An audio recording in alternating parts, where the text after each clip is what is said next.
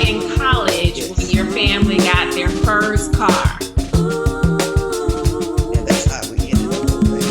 They bought that house. They were buying So they bought a house brand new? it. Yes. 5, 4, Who knew that? 2, Who knew that? 1. Palm Love would come up, like University of Palm Love, or like I know you all know it's Branch Normal and AM and N.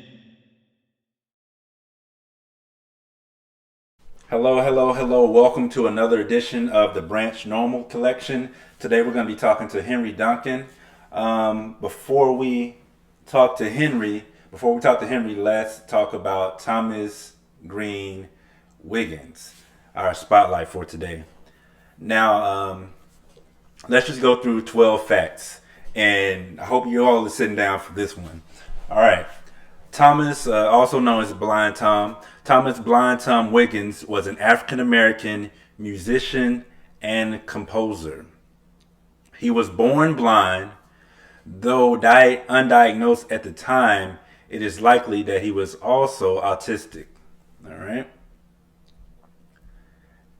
Thomas Green Wiggins was born May 25th, 1849, near Columbus, Georgia. So he's going to be born into slavery. In 1850, Tom, his parents, and 2 brothers were sold to a man named James Bethune, who was a lawyer and newspaper editor in Columbus, Georgia. Now, Tom's mom was named Charity Wiggins, and so we're going to talk about her. She's going to come up later in this story again. But his mother was Charity Wiggins, and the whole family was sold to James Bethune in Columbus, Georgia in 1850. This is about 15 years before slavery ends. Now, Bethune hired out Blind Tom from the age of 8 years old to a concert promoter named Perry Oliver. Perry Oliver toured Blind Tom all over the United States and Europe.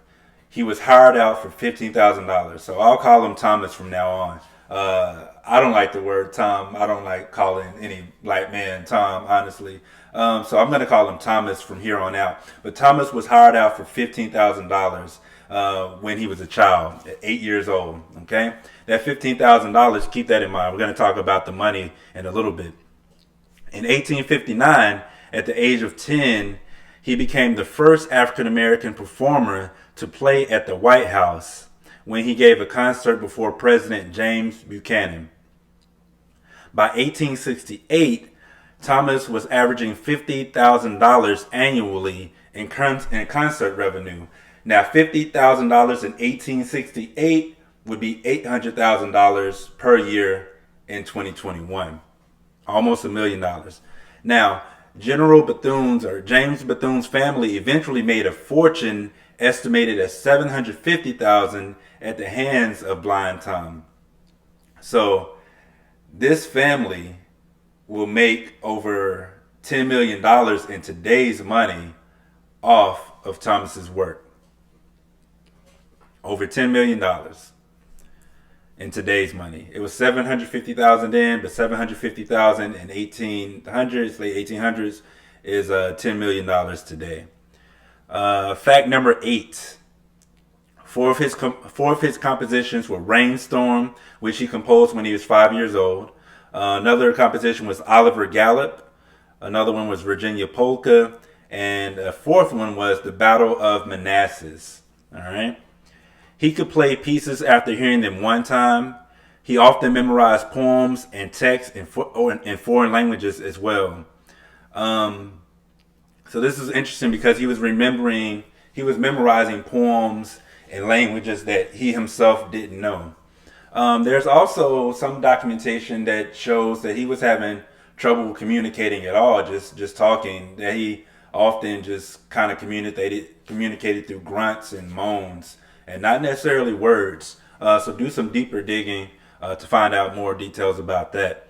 Now, he performed for about 50 years. He performed for about 50 years, often performing 4 times a day. After the Civil War, James Bethune's son, John, used Thomas Wiggins' considerable income to support his own extravagant lifestyle. Let me read that again. After the Civil War, Bethune's son, John, used Wiggins' considerable income to support his own extravagant lifestyle. This continued guardianship of Blind Tom by the Bethune family following emancipation of slavery caused some to refer to Wiggins as the last slave. Now, to put these years in context, Thomas Wiggins is born in 1849.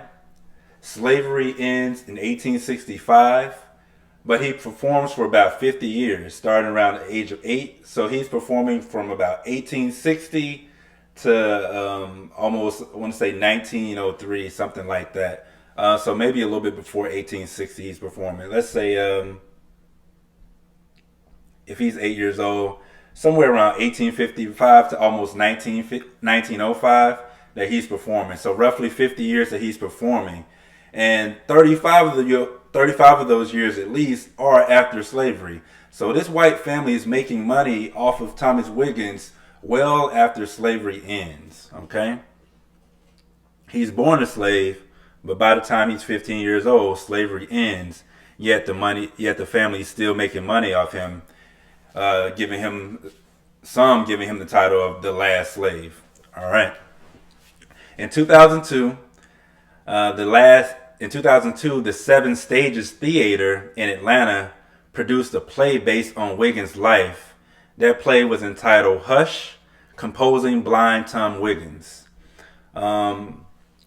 Also, the Columbus State University holds a small collection of Blind Tom's original sheet music. Lastly, he passed away on June 13th, 1908 at the age of 59 in Hoboken, New Jersey. I believe he had a stroke. So he was living in Hoboken with Eliza Bethune. This is James Bethune's wife. James Bethune dies, so guardianship passes over to his wife, Eliza. Eliza has Thomas Wiggins' mom sign some forms that essentially give all of the money from his performances to the Bethune family, that white family who had purchased him during slavery. All of this to say, Thomas didn't really see any of his own money. I mean, this family was buying houses with his money, doing all kinds of stuff with this black man's money and this black family's money. Nevertheless, his story is amazing. To have that ability, to have that talent, to have that skill is amazing. And this is one of the names that we don't really hear about at all. And when I say don't really hear about, I've never heard of this name till recently. So I did my research. So this is Thomas Green Wiggins. If you Google him, you can find some information on YouTube. There are books written on his life because he was so famous, because he was making so much money in the 1800s. There's a lot of information you can find on him. So definitely do your Googles. Check out Thomas Green Wiggins. Now we're going to talk to our interviewee for today. We're going to be talking to Henry Duncan. All right, yo, welcome, Henry. How you doing today, man? It's all good, man. How about yourself? Good. So neither one of us had heard of Thomas Green Wiggins before. No, not at all. And I'm from Columbus. That's crazy. Right. It's all this history in our hometowns, like, that we don't know about at all. I thought it was crazy that he was able to like just hear these sounds and kind of hear these foreign languages, these poems, these compositions, and kind of play them back. So there's some documentation that by the time he was a child, he could hear these like 10-minute conversations and repeat the whole conversation word for word right after the conversation, right? And he could hear like compositions by Beethoven and play those back. And it's one thing to play back, but then he was also kind of using sounds and nature to compose his own music as well, which is like really dope. And but yeah, that's our spotlight for today. Thomas Green Wiggins. Now, you're originally from Columbus. Let's start with the places you've lived in. What cities have you lived in? I lived in Columbus. I lived in Macon. I lived in Atlanta and Philly. Okay. So, and you grew up in Columbus. So we'll start at high school with you. We'll start here. So when you were a child, when you were younger, what were your hobbies? Did you play any sports? Play any instruments? I didn't play any instruments. Our band was really good. But I did martial arts and I played tennis. Tennis was just a way to get out of the house originally. I didn't want to play football. Our basketball team was kind of pretty much locked. So it was like I wanted to have like some type of after school activity. So one of my teachers, my biology teacher, was the coach. And he was just like, if anybody wants to try out, go ahead. And I was just like, all right, well, let me try it out just so I could have something to do besides just go home every day. And I ended up liking it, and I ended up playing all 4 years. So I did that. I did martial arts tournaments, stuff like that. When you playing tennis, are you playing against other schools? Yeah, I was on the team. So we played all the schools, and pretty much like all the schools in Columbus, some in Georgia. Yeah, and then like I think every year like we had like a tournament where it was like different divisions. So like I think we were like 4A or whatever, depending on the size of the school. And we would kind of have like a little tournament in Columbus every year. So yeah. Okay, cool. So you're traveling like sometimes outside of Columbus as well to play the school. Ironically, we went to Macon, Warner Robins. Where else did we go? A few other like cities just around Georgia.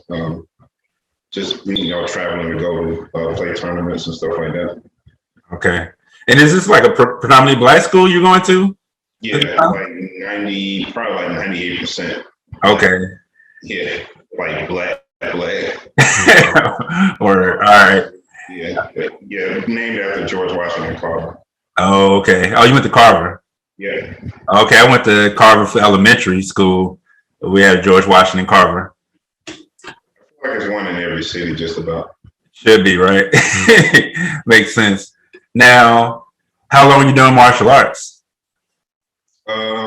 Just in high school. So originally, my brother was doing it. He didn't like it, but my parents had paid for the year up front. Oh. Yeah. So like I was kind of like a tag in actually. And well, actually, no, he wanted to do it, but I think he ended up playing football, and so he couldn't do both. And so my parents was like, well, you try it. If you like it, then we'll see if we can like, because he only did it for like maybe like 4 months or something like that. And so you got 8 more months of,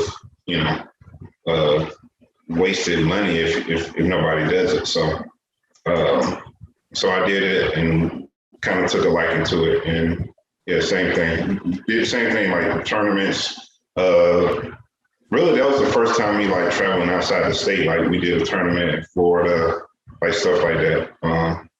Yeah, so. Oh shoot, you went out. So to go outside the state is pretty big. Because I did taekwondo for 2 years, but I only went to Little Rock from Pine Bluff. Only went my martial arts only took me 30 minutes away from home. So. Yeah, I mean, it was like Panama City, which is crazy because like it was like this. Yeah, the second time I've been to like the beach and stuff like that. So it was like a nice experience for high school. Mm. Were you winning trophies and awards and all that? Or? Yeah. I mean, I was pretty good, but yeah, it was good to get out of the city, get out of the state, experience different places, different things. But yeah, so. What's the highest belt you get? Brown, I want to say. I was like just short of right before I went to Mercer is when I stopped. Mm-hmm. And so I should have finished, but yeah, got you. Same here. Just like stopped. I was 2 belts away from black belt. Probably went through like 7 or 8 belts or something like that, and then just like didn't do it anymore. Yeah, I kind of regret it, but I mean it was a good experience up until that point. Yeah, got you. Now, what were your parents' hobbies? What are your parents like? Hobbies and careers. I feel like my dad like took us fishing sometimes, but like outside of that, like I never really saw my dad like have fun, like which is kind of funny. My mom, like she did, not too much of anything really that I know of. Like, you know what I mean? Like we had like a fairly large family, so like it was more so like family gatherings and stuff like that. So like really didn't have like a whole lot of money, so it's not like going to like concerts and stuff like that was really like an option. So really like fishing, and then like my mom was so stuff like that. So other than What's going on at the family gatherings? Like, what do you remember from those, like growing up? I remember not being able to go to some of them just because like my parents, I believe like later on in life, I knew like my parents knew that like certain things we probably shouldn't be around. But as a kid, it's like, you want to go, you want to see your cousins and this and that. But a lot of times it was just like, barbecue, talking, laughing, drinking, which my mom and my dad don't drink. So like that was kind of like a thing. So, but yeah, but I mean, just, so on my mom's side, I have like 9 aunts and uncles. And then like on so like a lot of cousins, all of them have at least 2 to 3 children. Like, so, like a lot of cousins. Wow. On my dad's side, you know what I mean? So like, I always had somebody like play with, and you know what I mean? Like, so it was just like very large gatherings. Gotcha. And everybody's based in Columbus? Like, is most of the family in Columbus? Some of my aunts and uncles went to Atlanta, and they lived up there. But other than that, yeah, mostly everybody was in Columbus. Okay. How do you describe Columbus to somebody who's never been? Like I feel like outside of Georgia, like if you don't know Atlanta, like you don't really know any other city. Maybe Savannah, maybe, but I would say it's like a mid-sized town. Not a whole lot going on, but like definitely not like country. But it's just like kind of like a big suburb, I guess. Like if I had to really describe it, like nowadays they built up a lot of stuff. Like it's a lot more things to do. But growing up, like really didn't have like a whole lot of outlets as kids. So. Got you. Okay, now so I know in high school you do martial arts, you do tennis, but I know like so in 2021 you have your home repair company, and we're going to talk about that a little bit. But what was your first job ever? Being my dad's helper, probably like around maybe like 8 or 9 years old. Like, so my dad, full story, like, so my dad's an HVAC mechanic, right? That's his trade, right? So, like, he went to school back when you went to high school, like, pretty much, like, you left with a trade. Mm-hmm. So HVAC was his trade. And so, for a while, he had his own business for a few years doing HVAC. And me and my brother were his helpers. Like, we would get the tools out, clean up after jobs. And then eventually we, kind of graduated into like actually, helping out with jobs and stuff like that. And then in high school, I actually wired up a central unit. Like I installed a central unit. So, yeah. So, I mean, he was there, but like, I didn't burn the house down. So, right. I mean, the funny thing is, the house that I wired up was actually a classmate of mine in high school. So, oh, that's dope. That they like hired your dad to get the job done. Yeah. Now I never really had like a job in high school. Like that was like I did that. I cut grass. I had like one summer job for like one summer. But other than that, like I tried to get like jobs at the mall and stuff like that, but like they never hired me for some reason. I don't know why, but like a word. Yeah, that's interesting. Never, like I could never get a job. Like I know I didn't want to do fast food, but like I would try to go work in, one of the clothing stores or something like that. But like I never could get a job at the mall, like, or anywhere. Like, so, well, I just started cutting grass. I started, helping my dad, or not started, but continued helping my dad. And that was it. Now, when you cutting grass, like you're cutting yards you're cutting yards by yourself around Columbus, getting paid for it. This is like Saturdays or like after school. Yeah, so Saturdays, weekends, and then in the summertime, like before, in high school, I would cut like 5 days a week, 6 days a week sometimes. All right, so and walk me through this process. So I'm like my nephew knows how to cut yards because in our family we cut yards. But in the north, like in the East Coast, are there places where there's not enough yard to go cut? So let's say Saturday, like what's your day? You got a yard to cut on Saturday. So 9th and 10th grade year, I actually kind of like had like my own business, if you will. Like, so it was me and my brother. We had a lawnmower, weed eater, and a blower. And I think at our height, I'll call it, we had like 12 yards. So we would cut those yards. We'd get up probably maybe around like 7, because we, kind of early, so try to beat the heat a little bit. We would go, and then like my dad sometimes would take us, because we had like 1 yard. We had a couple of yards that wasn't in the neighborhood, so he would take us there, cut those yards. Then we probably, because we did like maybe 5 or 6 yards one weekend, and then like 5 or 6 yards the following weekend, and then rotate like that.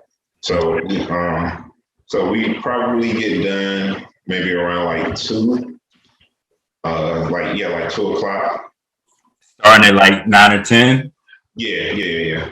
Like 2 o'clock. These yards, some of our yards weren't that big, and they were like a lot of them were like right next door to each other. So, okay. So it didn't take us a long time. And then like my dad didn't have any work for us.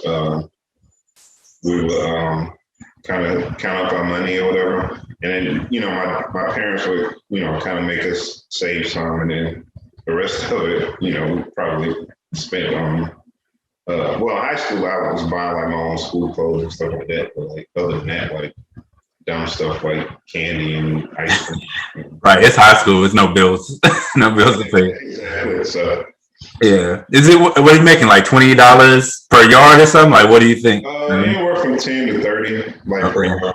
Yeah. So, and then like you had like these one-offs where like you'd be cutting somebody's yard, and then somebody down the street who their lawn man may not have shown up that day or something like that. So Okay. What you say? Well, it wasn't bad money. Like, I mean, for a high schooler. Right. Yeah. No, I mean, and it's your own, you're making it. And it sounds like you're probably like communicating with the clients as well, like the customers. It sounds like your dad is just giving y'all rides, right? For the most part. Well, no, he bought the equipment for us. Okay. We paid him back $100, and that was it. Okay.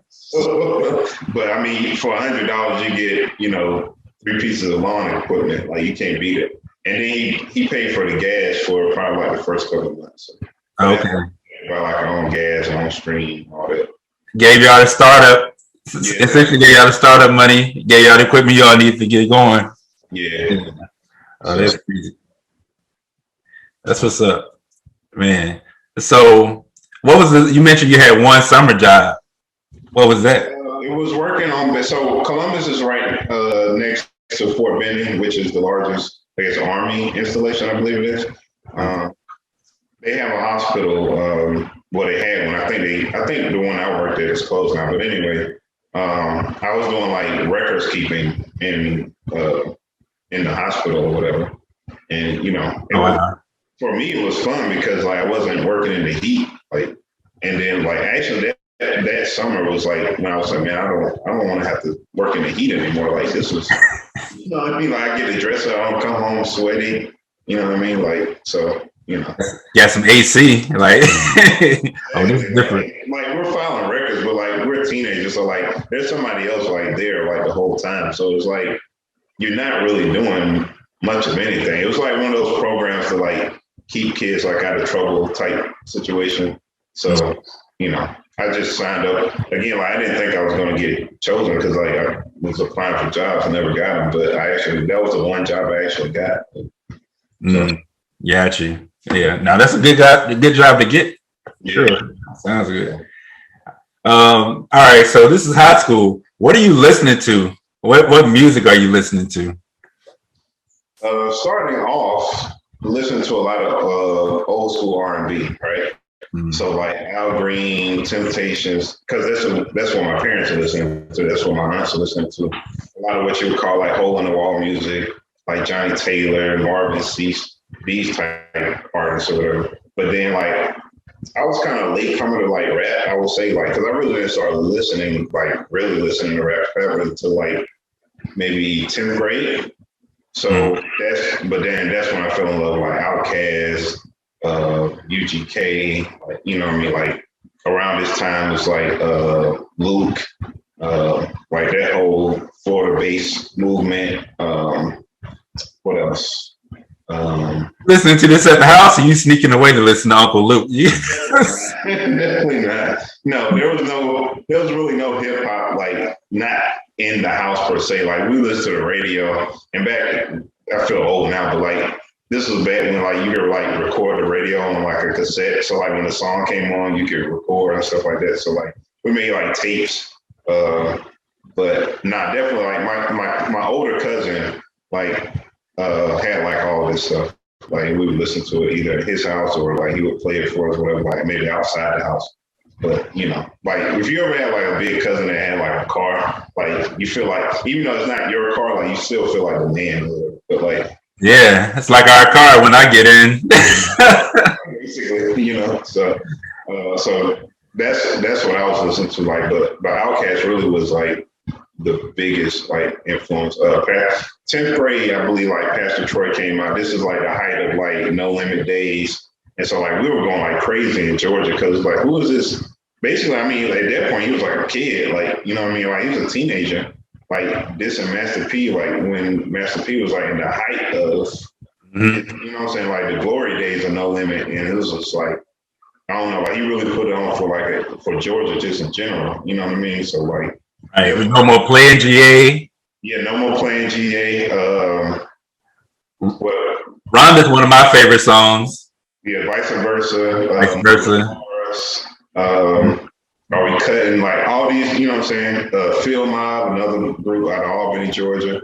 Like a lot of Southern hip hop for me, like because really, I feel like at that point in time, like East Coast wasn't really messing with the South like that. So like, of course, you had like Jay-Z, Nas. Puff Daddy had that, Bad Boy, that whole movement. But like in the South, like we kind of had like our own culture, like you know what I mean. So like it was plenty of artists to listen to outside of without having to listen to anything else. Yeah, especially coming out of Georgia. Like you mentioned, Phil Mob, and what's the man? He passed out of Savannah. Oh man, his name is escaping me. So you got Camouflage. Camouflage, and Soulja Slim from Savannah. I ain't know Soulja Slim was from Savannah. That makes sense though. Yeah.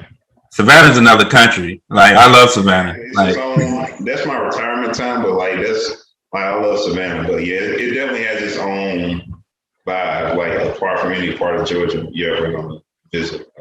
Yeah, no, that's real. All right, so when you're in high school, like what's the plan for after high school? And walk me through that. Like what's the plan? Like what are you thinking already during high school, and then what actually happens? So, I mean, definitely like cutting grass and all that stuff, having your own money was cool. But like everybody was like talking about like going to college. Like that's what you're supposed to do. That's what, that was the right way to be.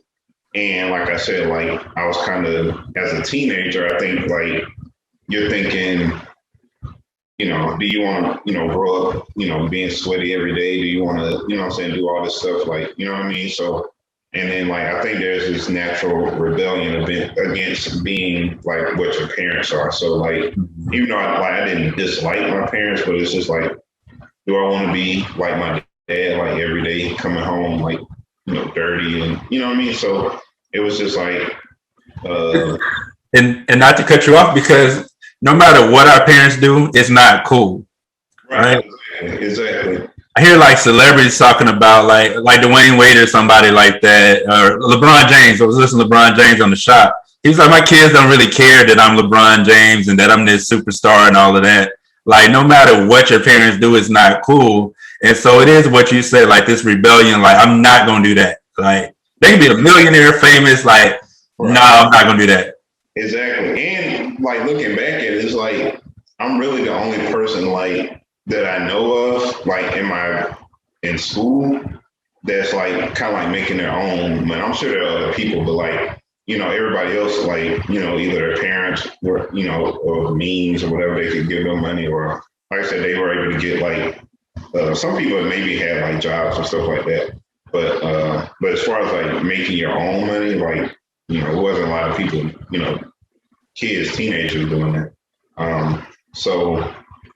But at the time, I didn't value it like I do now. So it was like, you know, go to school, this and that. So I went to my counselor, I think like 10th grade.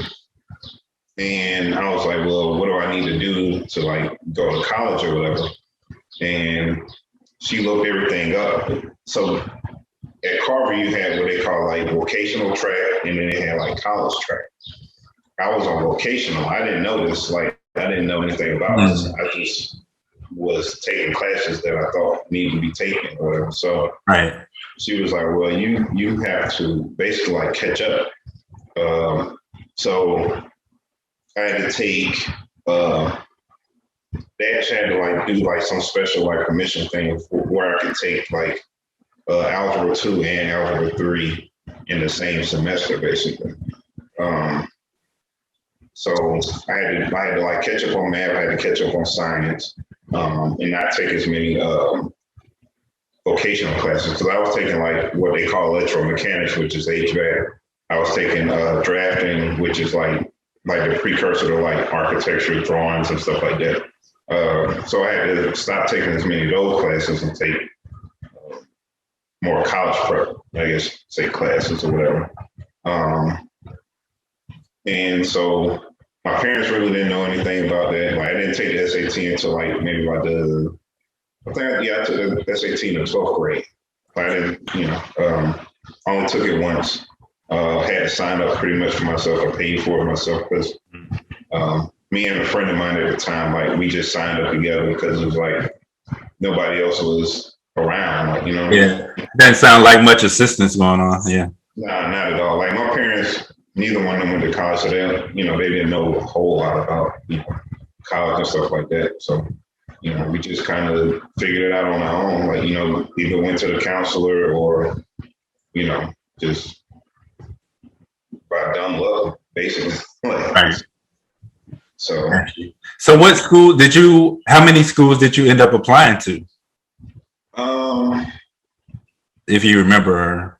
I know at least like 5, I think. Like it was like Fort Valley. It was like, for some reason I applied to Auburn. I didn't even want to go to Auburn, but I mean, it's in Alabama, right? It's not far from. Yeah. 30 minutes. It's like 30 to 45 minutes away from Columbus. Okay. I think it was just one of the things like your counselor just be, you know, tell you just apply to some schools, like, you know what I mean? So I was like, all right, cool. So I did Fort Valley, a couple other schools, whatever, Mercer. And I got into Mercer, and I don't know, like, I think really the only reason I chose Mercer was because, like, I think, like, the guy, like, the recruiting officer or whatever, like, called and, like, actually spoke to me. Like, everybody else was like, you know, you get the letter or whatever, and it's like, here's what you do next or whatever. But, like, they were the only one that I think, like, called the house or whatever. Like, that was it. Got you. Okay. There was no real thought. Like I need to go. Like that was it. No, I mean, it's simple as that, right? So when you talk about there's not much assistance, right? But these people called me, that's a reaching out. Like that means a lot when you're not really getting any assistance at the time. Right. That means a lot to a lot of dudes. I remember back home, a lot of dudes went to the Army. I'm gonna be talking to my friends soon who went to the Navy. But these black dudes, they would catch us in the mall. They would talk to us. They would call our houses, which I'm personally as an adult, I'm against like calling the house. But as armed forces, but that's another story. But that means a lot when it's nobody really calling to check on you to really talk in depth about your future.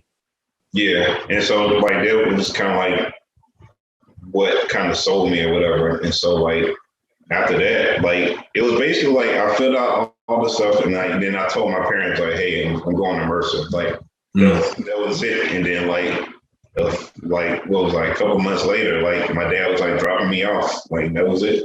Crazy. Do they tell you anything? Any words of advice or like, don't get nobody pregnant? He drove me to Plunkett, which was the dorm at the time or whatever. Mm-hmm. $100 and $100. Yeah, $100 cash. And he was like, "Do good," and drove off. That was pretty much it, man. I had like one suitcase. Like I don't even know if I had like a microwave. Like I didn't have like any of like that type. I think I had like an iron. But really, that was it. Like like in my clothes, that was pretty much it. Word, man, yeah. Because it's 2002, and so this is actually a time of like we're getting into. It's not really a time where everybody has a laptop. Like now, you go to college, like it's almost like everybody has a laptop or a phone or tablet. And so this is when I met you. I meet you at Mercer. We both started Mercer August of 2002. You may have come before me. I wasn't in the minority mentor program. I missed that somehow. Like I didn't even get that memo. You didn't go. You didn't. I did. I'm saying I don't know how you missed it. Like because pretty much all of the black freshmen were in minority mentor, pretty much. It was crazy because I felt like I was the blackest person on campus, but like I didn't have any black friends. Y'all all there before me. And but I think what happens, so there's some similar parts, right? I have a lot of assistants, like my brother is going to school and my mom is going to college as well. And a lot of people, even like the branch normal is named after UAPB's original name, University of Arkansas Pine Bluff. So my family had gone to like UAPB for probably 2 generations at that point. And so I did have like family that had gone to college. And so I did get a lot more preparation. But thinking about that time, like this is 2002, so there are no like cell phones yet for everybody. Some people had cell phones, but it was still like, oh, you got a phone? Like, let me borrow your phone real quick. Like nobody borrows phones anymore. But at the time, you could like borrow somebody's phone to make a phone call. But I missed Minority Mentor somehow because I was going to go to Georgia State originally, but Georgia State wasn't, they didn't give me they gave me financial aid. They didn't have any housing for me, right? They didn't have any housing. And so last minute, I ended up going to Mercer, right? This is very much a last minute decision that I went to Mercer because I got into UNC Charlotte, University of North Carolina, Charlotte, and I got into Georgia State.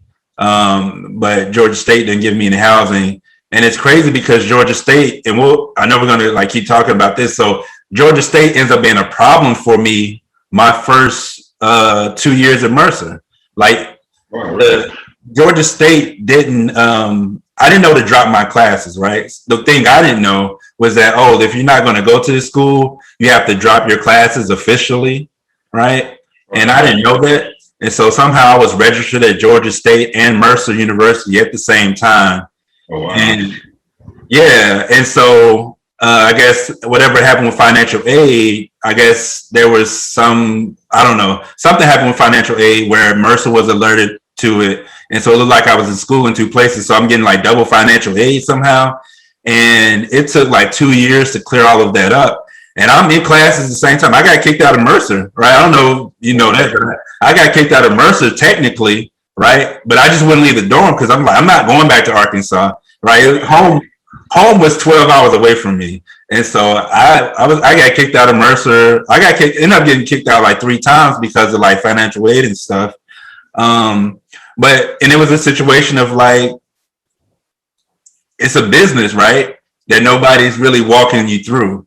So anyway, all that to say, I wasn't a part of Minority Mentor program. I missed it somehow just because I think it was that last minute decision with Georgia State.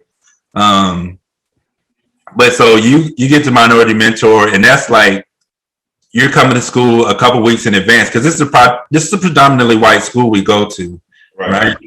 So it's a majority school, but you're coming in, and what happens? I don't know. I still to this day don't know what happens with Minority Mentors. I don't know what the process was. So Minority Mentor was put on. I think it was put on by I forget what the official name of the office was, whatever. And basically, it's like for minorities, especially minorities who might be like first generation, to get kind of like exposed to the college experience before actually going. So like we attended classes, we lived in the dorm, we had our counselors like Dominique, I can't think of everybody's name, but like Dominic Johnson, Marie Curry is there, I think. Miss Curry, and it was 2 more counselors. I can't think of their name, but like they were there basically to kind of like almost kind of like prime us for like the real deal. So like we definitely like took classes, we wrote a paper. I forget which classes we took or whatever, but like it was like this kind of like pre-gaming to actual college or whatever, so that you could be a little bit more prepared when the actual thing happened. And so like, you had, I forget how many of us it was, but maybe 20, it wasn't a lot, but like, we got to get on campus a little bit earlier than everybody else. So it definitely, I think it's very important because like somebody like me who never, lived on their own or never even been prepped about college and stuff like that, it's good to kind of have that experience and have the chance to like make friends before, like, you got roommates and stuff like that. Like for me, I think both of my roommates, Chauncey and Antoine, were in Minority Mentor. So like for me, it was like a very easy transition. Or I ended up being roommates with Chauncey. Yeah. It was from Columbus as well, but yeah. Oh yeah. So Chauncey's from Columbus, and I just interviewed Rosalind, who's from Columbus as well. We all met there. Yeah, exactly. Now, you were in school for what, 2 or 3 years? Yeah, 2.5, somewhere like that, yeah. Okay. Now, what was the biggest shock when you get there? Like, I think one of my teachers had told me, like, basically, like, at this point, like, it's up to you, like, to, like, go to class and do this and do that. Like, there's nobody going to be there to, like, push you. And, like, that's literally, like, the case. Like, you know what I mean? Like, from high school, it's like, they telling you what classes to take, all of this other stuff, but like it's really like wow, it's really like all on me. Like, so if I don't go to class, like nobody's gonna call or nothing like that, you know what I mean? And then also like meeting people from like different countries and stuff like that, because you had people that was from Asia, people from Africa, you know what I mean? Just meeting people and watching the clash of like cultures kind of like come together. Like in all the drama that kind of ensues with that, like, you know what I mean? Like, so, yeah, all of that was just like to take all of that in all at the same time. It's just like kind of crazy. Yeah. What did you most enjoy? What's one of the things you most enjoyed? The people, really. Like I always kind of go back and forth in my mind. Like I feel like I never should have went to college.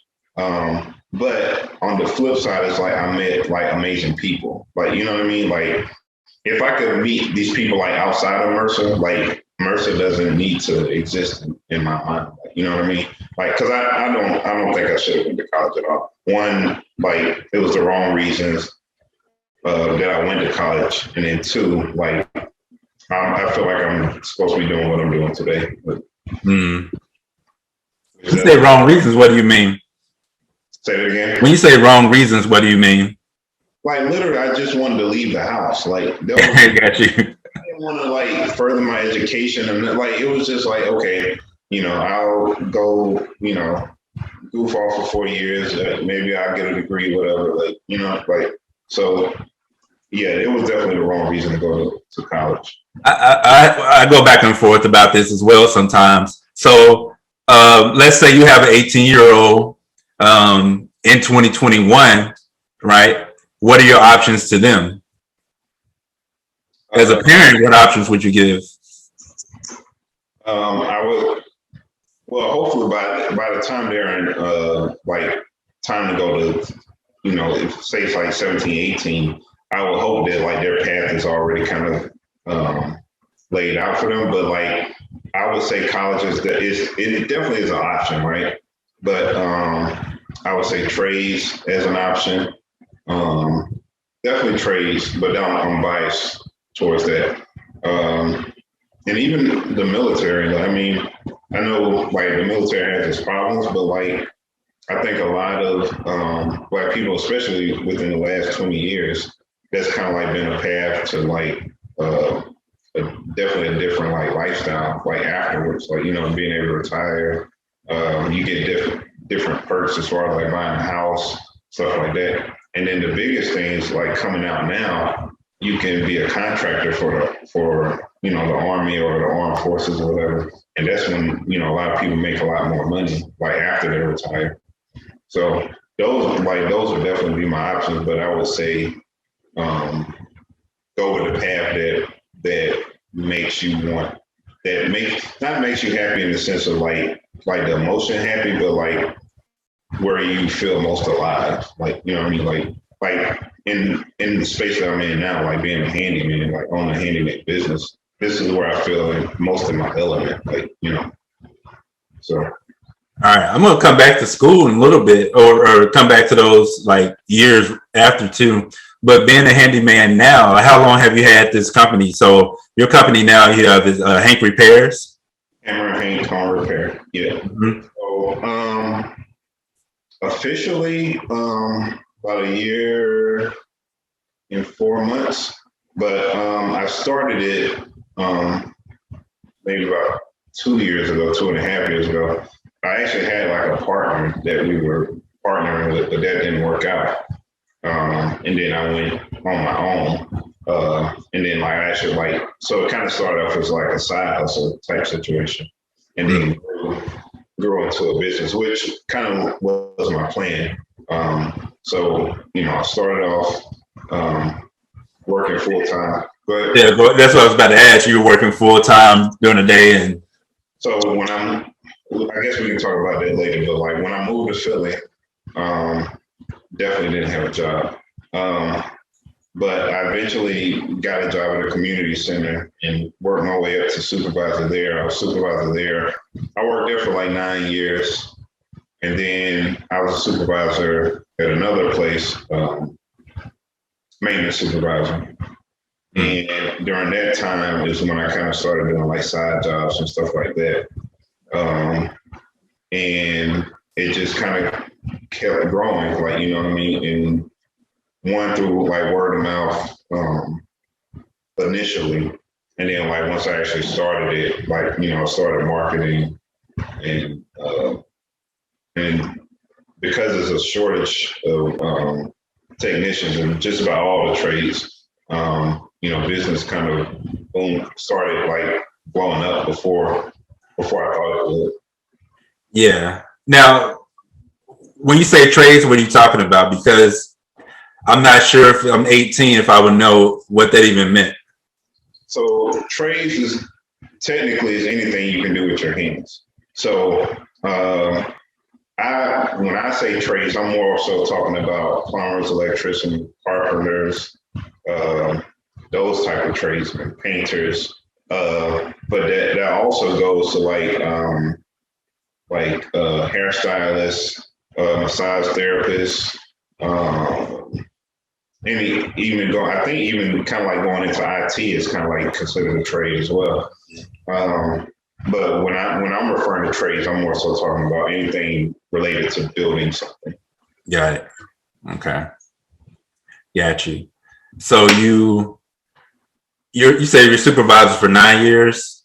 Yeah, 9 years at the community center, then an additional 2 years at a synagogue. Yeah.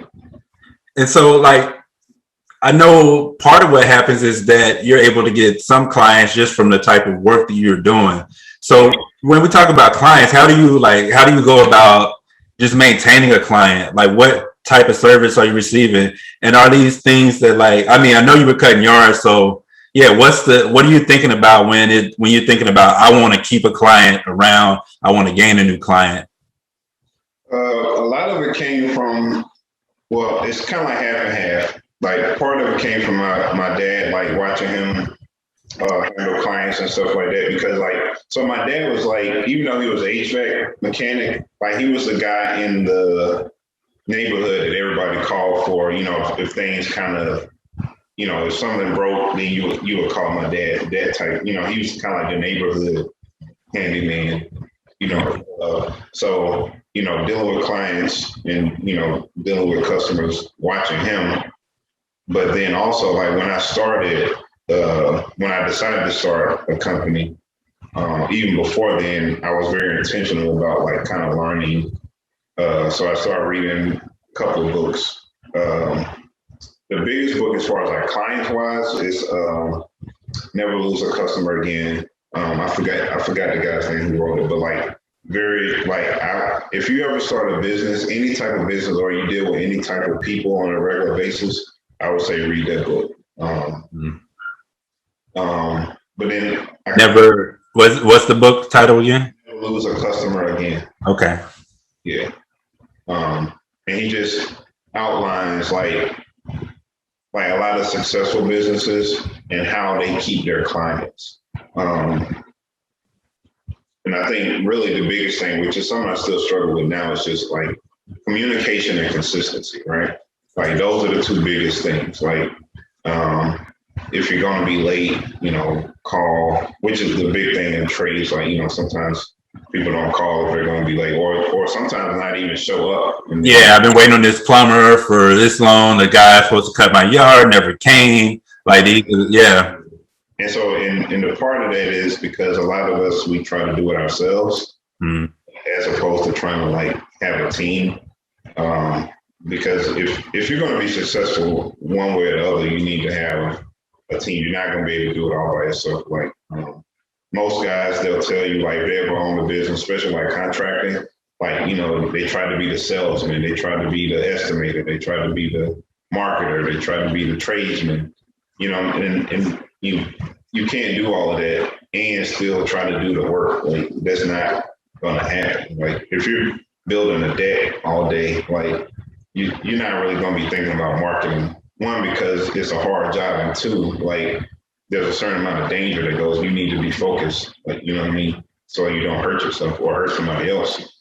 Right. So, those types of things kind of fall through the cracks when it comes to tradesmen. So I would say get those things covered, like marketing and having an assistant to kind of keep you organized. Speaking of marketing. Oh wow. Wow. Yeah. Actually, the funny thing is, you have that. I don't have one of those. I have a shirt. I don't have the hat. You have one soon. We'll get these over to you. Okay. Yeah. I need a bunch more stuff. I need hats. I need some more shirts. All of my shirts are like covered in paint at this point. But you do something that you don't necessarily have to do. People feel like they don't have to do. So when I was a kid, the handyman in my neighborhood that my mom used, his name was Mr. McDonald. Mr. McDonald had a truck, and I knew where I could find him, right? I don't remember ever having a number for him necessarily. He never had a business card. This was before websites, and we knew he was around the corner, right? And maybe that worked for him. But why do you need more than that? One, because when I started, a couple of reasons. So one, I wanted to be a little bit more than just, the guy you call, right? I wanted to be like an actual business for a few reasons, but we can go into that later if you want. But you can go ahead. Yeah. So like one, I feel like my dad did that. So like I need to take it a step further. right? And then two is like having something of a legacy, right? So like, yeah, like if I ever have kids or whatever, like they might not be able to do what I do, but they'll have a company that they can run, or a company that hopefully they want to sell it. But even if it came down to that, they have an asset or something that is running that, that can pay bills, that, that they can have, you know what I mean? And then also like, for me, like I'm low key like competitive. So like, I'm just like, I'm like, so when I first started it, like I was like, I wanted to look up like handyman in Philly or whatever, like, and like there are a few guys on my Instagram and stuff like that. And I'm just like, I feel like I'm better than them. So like but on paper, it doesn't look that way. Like, you know what I'm saying? They have Instagram followers, they have, you know what I'm saying? Their pages and stuff look good, their website looks good. And so like, you can't say that and not be doing the same thing or something better. So, It's the uncle that always talks about he could beat Michael Jordan back in the day. Exactly. You know what I'm saying? Like, maybe he can, but we'll never know because, you're not in the game. So like, if you're not in the game, then, it doesn't matter. And then lastly, like we live in the digital age, right? And when I first started, especially now, I know like you have like a lot of women and just even men, like we don't, carry as much cash as we, used to. So like you have to be, digital, like if you're going to do any type of real business, like, and definitely being visible has afforded me a lot of opportunities, like working at the Hatfield House, which was part of the Fairmount Park Conservancy here in Philly.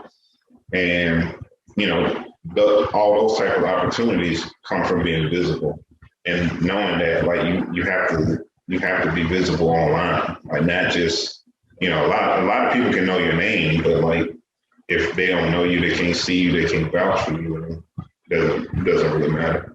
Right. And this is something you've been thinking about from day one, right?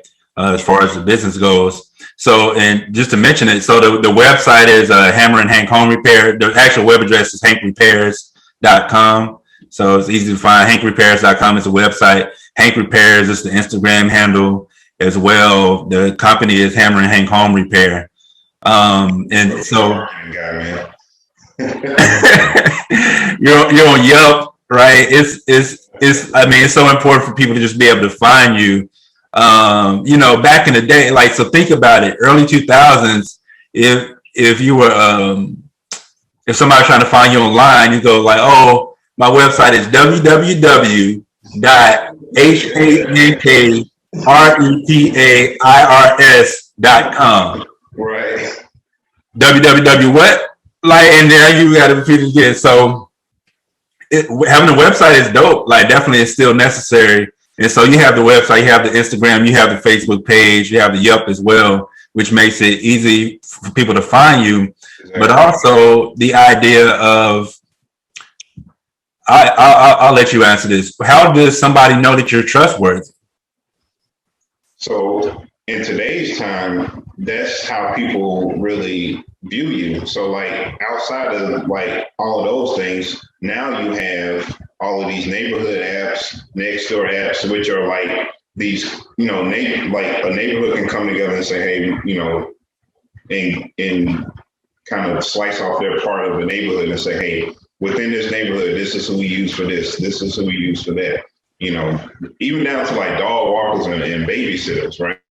So like, I use such and such, this person used such and such. Like, that's why like I do a lot of work in West Philly, but it all comes from the neighborhood app, which is, the West Philly neighborhood app. You got the South Philly neighborhood app. And I'm sure it's like that in other cities, and, all the moms and all the, families and stuff like that, that's how they vet you or whatever. And so, and then even if, Mrs. So-and-so says that, now you got a website that can back that up. Now you got Yelp that can back that up. And Yelp is like, I feel like Yelp is a double-edged sword, but like, if you do what you say you're going to do, then like, it'll be fine. But and then so Instagram, and then older people, Facebook.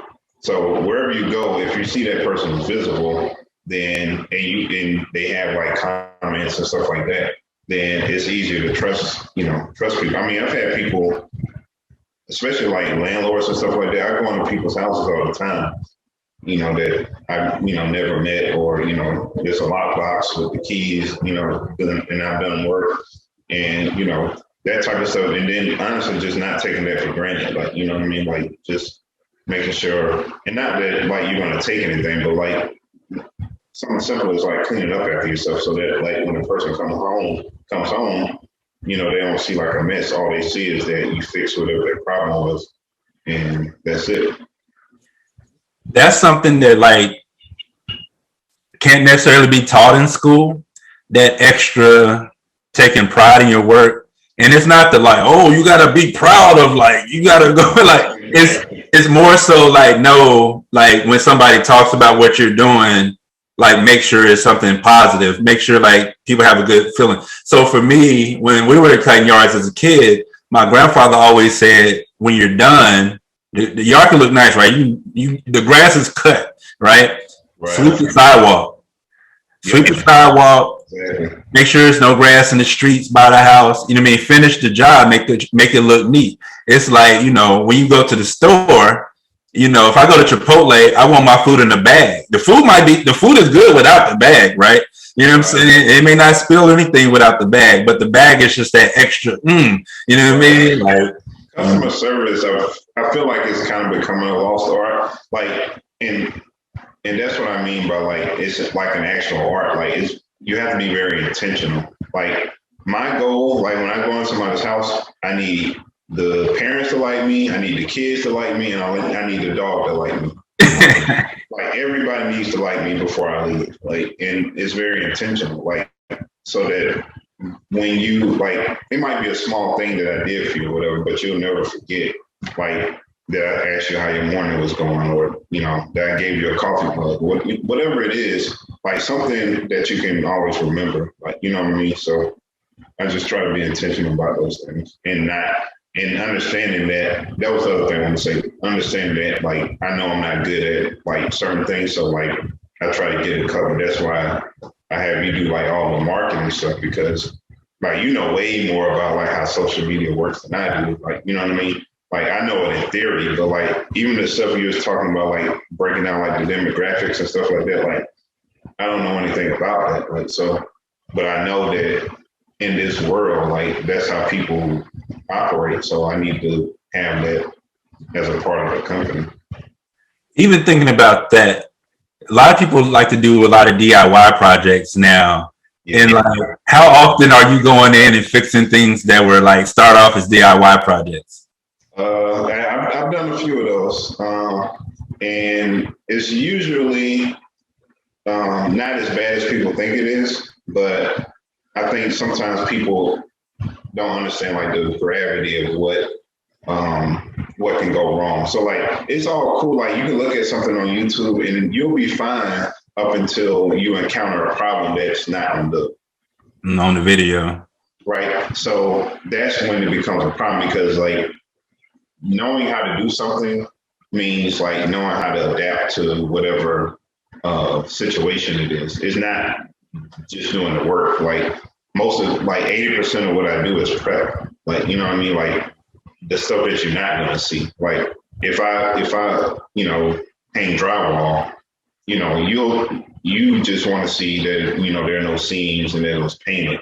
But like there's 6 steps before that. Like, you know what I mean, that you're not gonna see. And then like if the wall is not straight, it's all these factors that people don't think about. It's not being able to do it, it's being able to fix something if it's not exactly the way it should be. Nah, that's real. That's real. YouTube doesn't always have every single step you need. It looks very nice and neat on YouTube, you know what I mean? And what people have to realize is that, all of that is edited.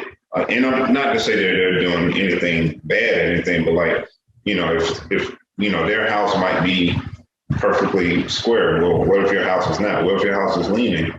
what if, there was a problem before that, so there are many different factors that, you can't account for all the time.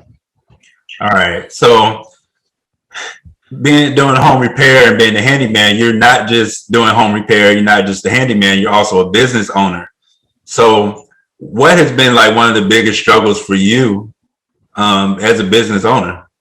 Finding help. If you see all these hiring signs, like mine's is still up to it. So, and really, it's not even just finding help, it's like keeping the good ones, because like anybody can apply to anything. So like that's the one kind of like how like technology is like a double-edged sword. Like you can go on Indeed, right, and apply for like 15 jobs, like in a matter of minutes for the most part, as long as you have like your resume and stuff like uploaded. But like I've literally had guys that like they say they can, they say they're tradesmen, but then it's like I had one guy, he couldn't even read a measuring tape. Like, oh wow, okay. It's like it's that bad. Like, but on the phone, he's like, I can hang doors, I can hang windows, I've done drywall. Like literally, he said he could do everything, right? And like come to find, he can't even read a measuring tape. Like, so like that's how bad it can be. Like I recently got like a few guys that are so far, so knock on wood, they're pretty good, but like that is kind of like the biggest thing. Sometimes customers can be, a little bit difficult, but that's the biggest thing about having like a good online presence is one, you have a volume where you can pick and choose, and then two, it's just a different quality of customer when you're visible. But yeah, I would definitely say finding and keeping good help is the number one, 2, and 3, honestly. Wow. So on the other end, what's been one of the I won't say easiest, but what's been one of the successes or the positives that you were kind of maybe surprised by in starting this business? 2 things. One, business grew like at a rapid pace.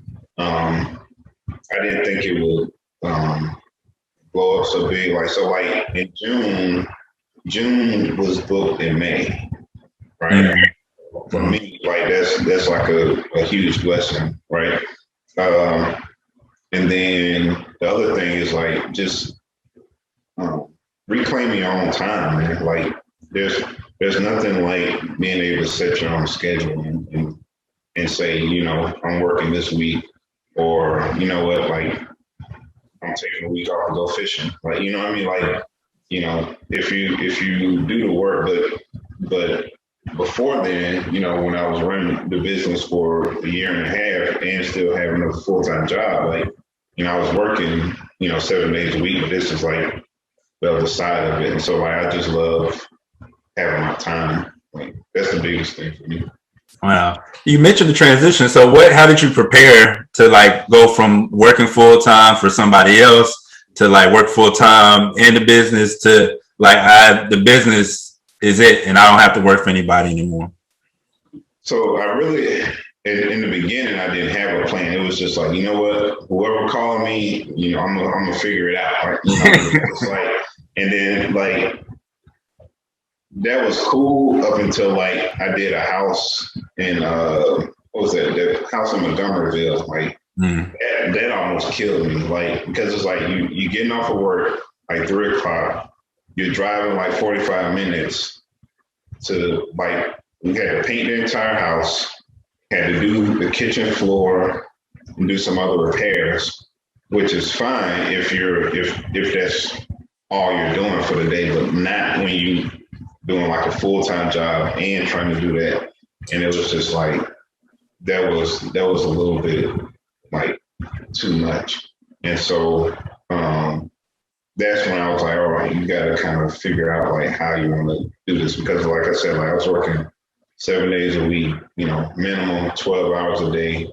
And that just wasn't sustainable. So like what I said was, if I can match my salary doing my business part-time, then I'll quit. and I was able to do that last year. And I still didn't want to quit, like, because it was just like, oh, like these benefits. Like, Oh, true. me. And my job was easy. But go ahead. Yeah. That's a key. That was a major key. Like that hit me when you said if I can match my salary in this part time. Yeah. That is my sister-in-law. My favorite quote I got from my sister-in-law, and she said at the bottom of her email it says, "Hope is not a strategy." Yeah. You definitely want to have some sort of plan. Like plans change or whatever, but you need to have a general direction and where you're going. Because if not, then you're driving a car without a steering wheel. You want to go forward, but it might not be where you want to go. So definitely. So that was like my linchpin. Like that was like, if you can do that, then you should quit. Wow. No, that makes sense. It makes a lot of sense. With the DIY, a question I meant to ask a second ago, with the DIYs, on the Hank Repairs Instagram page, there's a weekly kind of series, Tipsy Tuesdays. Tell us about Tipsy Tuesdays and why you started. Because part of it was you get calls. Like I've gotten calls that literally take me like 5 minutes to fix, right? And it's like, I don't want to charge you a service call for 5 minutes, right? When some of this stuff you can fix on your own. And then certain things are just preventative maintenance that people don't think about. And I wanted to have something where I could kind of give something back, like, you know what I mean? So it's like Tipsy Tuesdays, which is probably the only marketing thing I thought of for this whole company. But I came over that because, like I said, I wanted to give back, and then it's just these very simple things that you can do to make your house a little bit more efficient, and so you don't have to call me for something that you really could either do yourself, or that doesn't even that solves the problem before it starts, basically. And you got a lot of people that are new homeowners, or whatever the case may be, that they might not even think of these things. They're just very simple things. Right. Yeah, true. No, that makes sense. So I'm about to ask you a few like kind of rapid fire questions, right? A little bit. All right. So first, we'll start off books and podcasts. You mentioned Never Lose Another Customer. Again, what are some other books you read that either in your business or in life that have helped you? You can shout out any books, any podcasts you want to mention. So what I like to call the Get Your Life Together Starter Kit is Rich Dad, Poor Dad, Richest Man in Babylon, and Think and Grow Rich. Those were the books that I first read, like when I wanted to kind of like do something more than just, have a job every day. The E-Myth is, if you ever start a business, read the E-Myth. The E-Myth. Yeah. Before you start a business at all, like read that book, because if you ask anybody that started a business and then read that book afterwards, they'll tell you like, it's like almost like he can plot out like what's going to happen before it happens, and it's almost eerie. Like, but and even though I read it, like I feel like I ran into some of those traps even still, but like I know how to navigate at least a little bit more. I want to say one thing I remember from the E-Myth, reading the E-Myth, and I haven't read all of it. I started it. It's talking about like it's a lady who owns like she bakes pies, right? Right. And so she starts off baking pies, and she's really good at baking pies. And somebody says, "I want to buy a pie," right? So she sells a pie, but eventually, like just selling pies to people she knows turns into a company, right? So now she doesn't get to bake pies anymore. She has to track the numbers, make sure equipment is coming in right. she's seeing employees, or I mean, she's checking on employees, make sure they're doing what they're supposed to do. And now she's not putting the eggs in there and putting the flour in there. She's doing something else. And so I like that the E-Myth really gets into like, if you love doing what you're doing and you want to grow it and you want to scale it, think about who all needs to be in place for you to continue doing what you want to do, or however you want to make that adjustment. Because just because you're good at baking pies doesn't mean you're good at accounting, doesn't mean you're good at marketing, you know what I mean? All of these other things. And so, right. And that's the biggest takeaway that I got from that. And that's why I asked you to help me. That's why I have an assistant, like, you know what I mean? And hopefully soon I'll have a foreman. Because you still, even with that, like, you still have a salesman. You still need to be a salesman. You still need, even though the assistant handles calls, like, you know, if something doesn't go right on the job, you need somebody that can smooth things over. Like, there's all these different jobs that still have to be filled.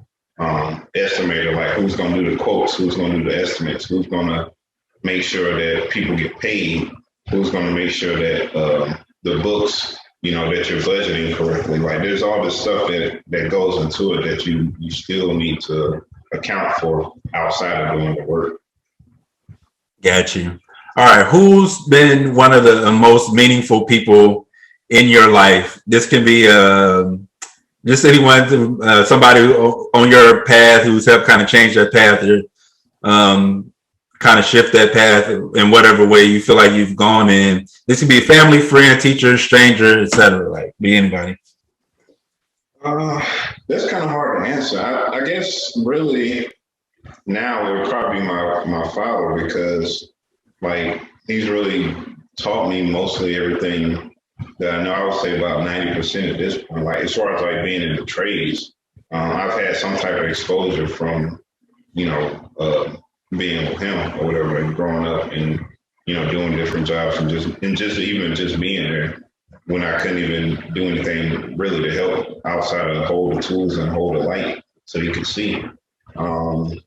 So I would say he's probably the most instrumental as far as like, you know, starting a business.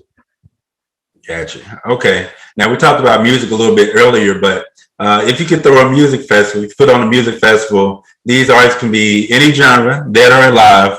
Who are going to be your top 3 acts at the Hammerin Hank Music Festival? Number 1 is Outkast. Okay. If we could get Andre 2000 to perform, that'd be wonderful. We're gonna make it happen. We'll make it happen, because we can do that. Probably Frankie Beverly and Maze. Mm. And the third one, probably Beyonce, just because she's like the queen of the festivals. Like, you know, like who throws a better show than Beyonce? Like, Wow. yeah.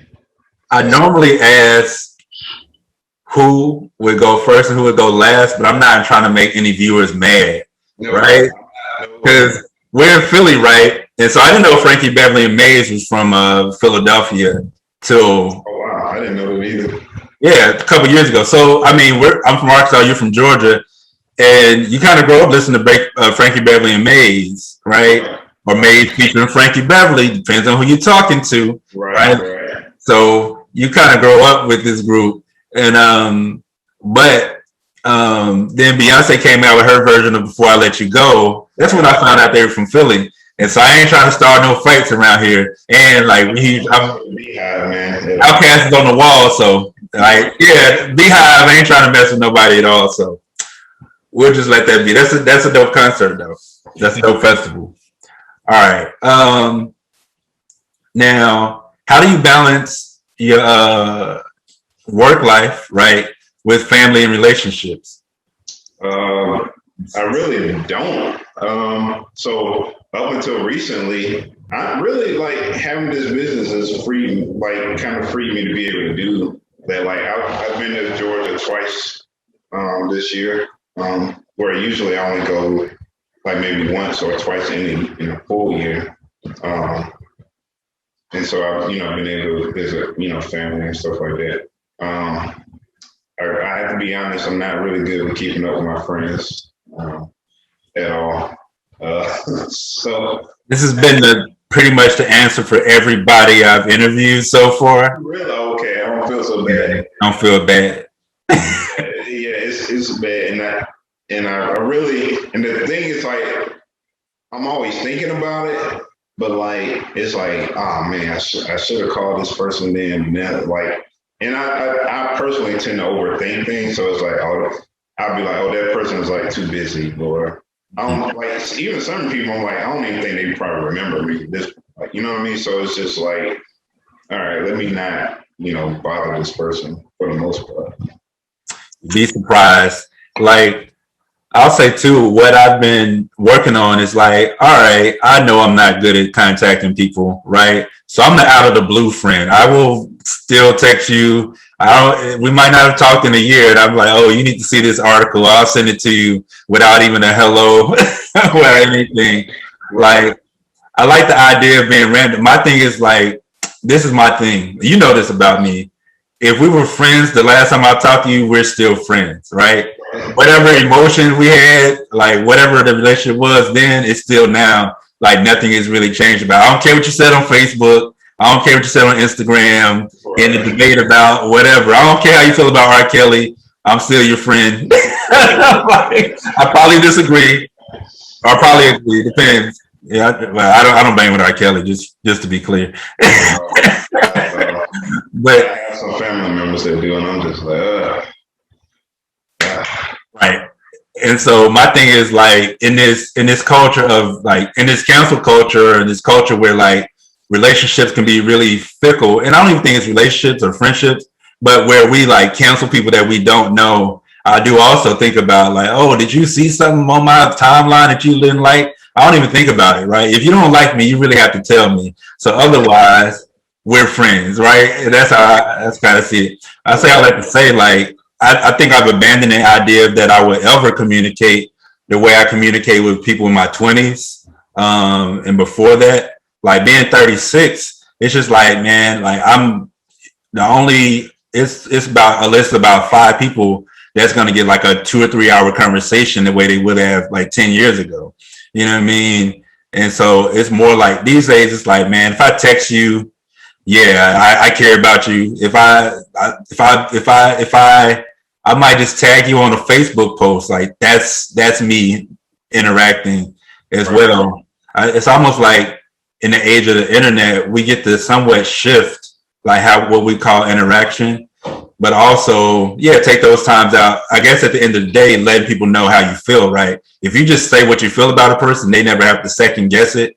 You know what I mean? Right. And like you can kind of go from there. That gives you a lot of like freedom, I think. And so, but I've been thinking about this because we all kind of have the same answers, and I find that interesting that everybody kind of feels like, hey, even if I'm doing well in my business or my passion, I feel like I'm slacking when it comes to family and friends. And that's a catch-22 because when you feel like you're slacking with family and friends, that makes you hesitate to pick up the phone the next time, right? Yeah, and it kind of becomes a snowball thing. It's like if you haven't contacted this person in a month, then it's like then 2 months go by, and then 6 months, like, and it could be easily a year. And then at that point, you just like, all right, let me like this. Like, what do you even say at this point? Like, you know what I mean? Like I said, that goes back to me, like just kind of like overthinking things. Like, it's just like, man, like you said, like you probably should just like reach out to that person, and they probably happy to hear from you. But in your brain, it's just like this whole bad scenario is going to happen. Yeah, I realize even with some like some family members, some cousins, like they feel the same thing, right? When I say like, oh, if I come in, I feel like, oh man, been meaning to call you. They can hit me right back with, actually, I've been meaning to call you. I've been the one slacking on that. So everybody can I think we all kind of feel that same thing. And then we all feel it, then we all good. Yeah, we just wait for the first person to reach out, and then it's probably like this whole floodgate is going to open. But right. No, for real. First move. Now, we didn't, so the Philly Atlanta series just went down in the playoffs, and 76ers lost the series. I ain't going to say nothing about Ben Simmons. I ain't watching one game, so I can't even get on the bandwagon to complain, for real, for real. You've lived in both cities though. So what are some pros you've seen? What are the pros of Philly? What are the pros of Atlanta? So I start with Philly. Pros in Philly is, for somebody that loves music, it's a very musical city. Like, it's very hard to find more artists that are from one city than like Philadelphia. And so like I feel like there's a rich history being one of the oldest cities, founding cities. There's just this kind of like history and I wouldn't say mystique, but it's just like very historical, very music filled. I feel like artists can thrive here if, given the circumstances. And I know like Philly, outside of Philly, like there's this stigma that like Philly people are like mean, but I feel like that's only like a defense, right? I feel like most of my interactions with people from Philly like have been, for the most part, like good, like, you know what I mean? So like even like having the business here and being in and out of people's houses and stuff like that, like a part of it almost feels like Southern hospitality a little bit. But I feel like because we're on the East Coast, there's this kind of like automatic suspicion that comes with somebody that you don't know. But once they figure out that you're not a threat, then they can kind of let the guard down a little bit. Mm-hmm. Pros of Atlanta. I feel like Atlanta's kind of like Wakanda. Like it's like the place. It's almost kind of like the Great Migration, but in reverse, right? Mm-hmm. It's a place where like seeing black people make it is like a good thing. Like, you know what I mean? Like there's all this kind of like black excellence kind of like center in Atlanta, like where you want to be if you want to kind of make it. Even just like black entrepreneurship, I feel like it's kind of like big in Atlanta. Still a lot of history in Atlanta, even, I love like going to like Auburn Avenue, going down like, visiting like the King Memorial and all that stuff, going down that way. Be prepared to drive, Right. But like that's what I love most about Atlanta. And Georgia is home, so like I'm always have an inclination to be in Atlanta. Mm. Now you said Georgia's home. Right now, Hammerin Hank is based in Philadelphia. Do you ever see yourself providing the same service in Philadelphia and Atlanta? So that would be my ultimate goal, is to have still service my clients up here, but I also want to do it in Atlanta as well, because one, that's where family is, my support base. Like two, so I've been like talking to my dad about like as far as like the business, and that's what I call anyway. Like when I get stuck on things, or if it's something I never kind of like encountered before, whatever the case may be. And so being able to run the business that he taught me how to run, basically, would just kind of really be good for both of us, honestly. No, that makes sense. That makes a lot of sense. Now, I know you lived in Atlanta at some point between 2002 and 2009. So we kind of talked about 2002, and then we got to 2009 being in Philadelphia. But what happens in that 7-year span? That's like age 18 to 25. Like, walk us through that. That's kind of, walk us through that. Okay. So I went to Mercer, right? Met a bunch of wonderful people, but probably one of the worst decisions I've made. One, I wasn't ready for college. Two, I didn't have the money to go to Mercer. So I got kicked out twice financially. And then like it wasn't like a third time I just kind of like quit before I got fired type situation. Mm. in my heart really wasn't in like doing schoolwork and stuff like that. It was just like I was there, kind of like going through the motions. Like I was happy, but it's just like I didn't really want to do like the actual college work to be in college. Like those two kind of come together. Like you know what I mean? Like so. Because yeah, those are two worlds. Because they're like there's the social side of being around people, or just the freedom, right? Because you don't even have to be social at all in college. You can literally go to the cafeteria, back to your dorm, and explore the things you want to, or just explore things on campus without ever going to class. So there's a whole side of, outside of class. That's a thing. That's a life. You know what I mean? Which is hard to imagine as a teenager. I struggle trying to give teenagers an idea of like, no, you have freedom. You have 100% freedom to go do whatever. Like your time is your time. If you want to go to bed 2 a.m., go for it, right? Like nobody's gonna tell you to go to sleep, like you were talking about earlier. Nobody's gonna tell you to class. But then the other side is it's still class. Now you're not in school from 8 a.m. to 3:30, but you have 3 or 4 classes every day to get to, study beforehand, go to the library, and that's a job. So essentially you have a new job, right? It's business, right? And you have to pay for it, and it's about getting the money. This is like college. I'm talking a lot, but to me, college is like working a job and getting all your paychecks in 4 years. I never thought about it like that, but yeah, you're right. You're right.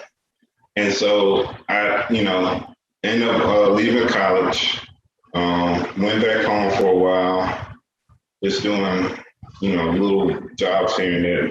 I worked at a gas station. That was probably one of the worst jobs I've ever had in my life. Like, because like I was new, I worked the overnight shift, and that was I only lasted a month there.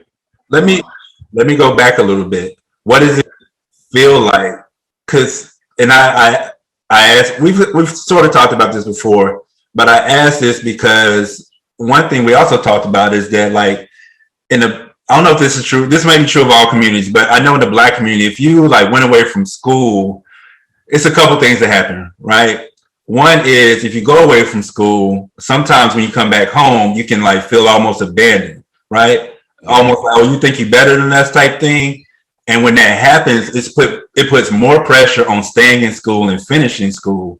So when you come back home, when you leave school, what does that feel like? Kind of where's your mindset at the time? Because you don't know what's about to happen. You don't know you're going to have your own business later on. You know what I mean? You don't know you're going to live in Philly. You don't know you're going to live in Atlanta. So where are you mentally at that point?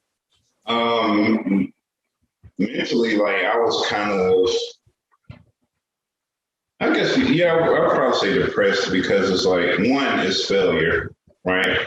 And then two, all these great people that I met, like, I felt like all of y'all were going without me pretty much. Like, you know what I mean? Like, I really felt like a failure. I was like, and this is kind of dramatic, but like, it was like, probably like living on the street or something. Like, you know what I mean? Like, so it's just like, man, like you really got to go home. And then it's like, you're packing up, like, right, and all this stuff, but like you're not really like it's not like you graduated, like you know what I mean. So it's just like, man, like this is crazy. So I was really like depressed about that. And then like you got to go home, like back to your parents' house, where it was like, all right, well, you're the one that didn't make it, like so. And so after that, like I said, a couple of jobs, but then.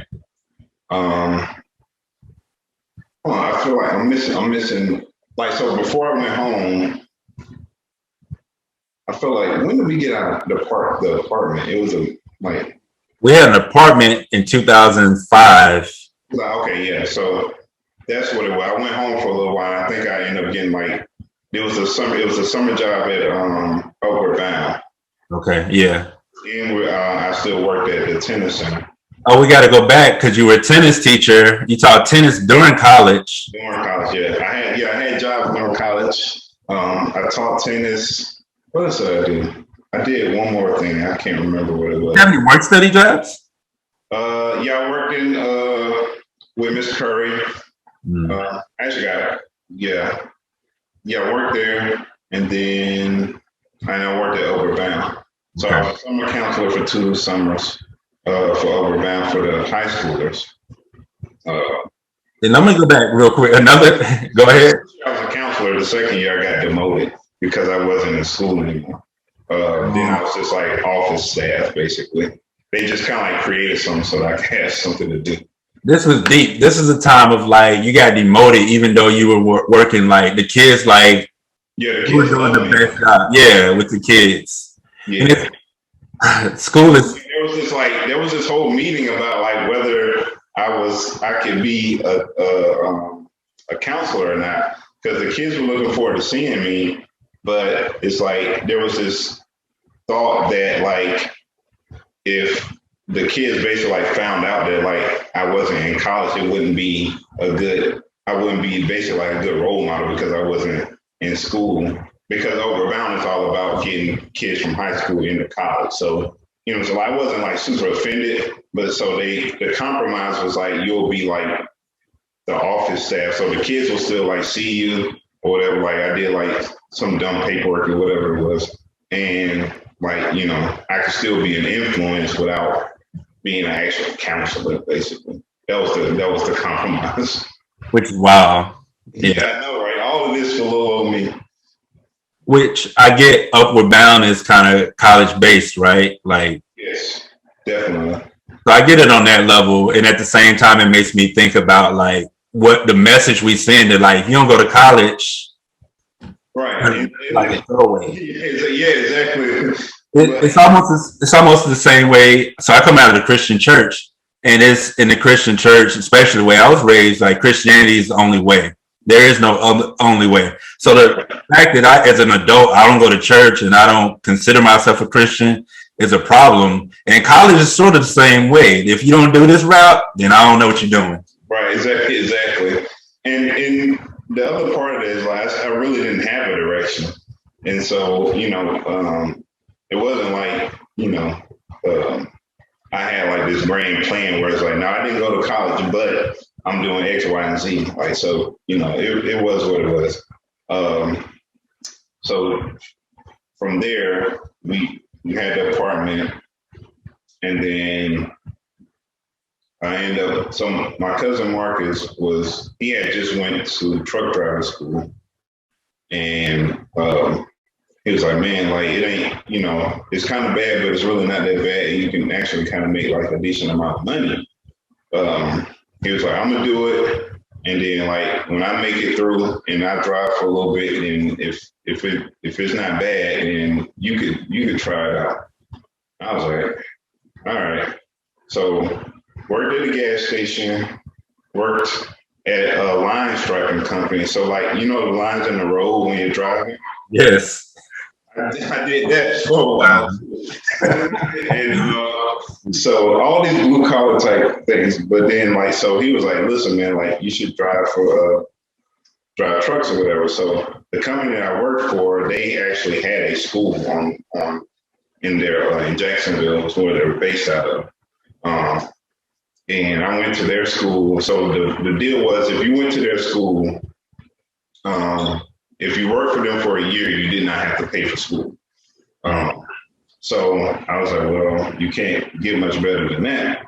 So I had like a little bit of money like saved up, not a lot. And so I quit the line striping job, which in Columbus is like one of the places that actually pays fairly well. Like, you know what I mean? So left there, went to Jacksonville to learn how to drive 18-wheelers.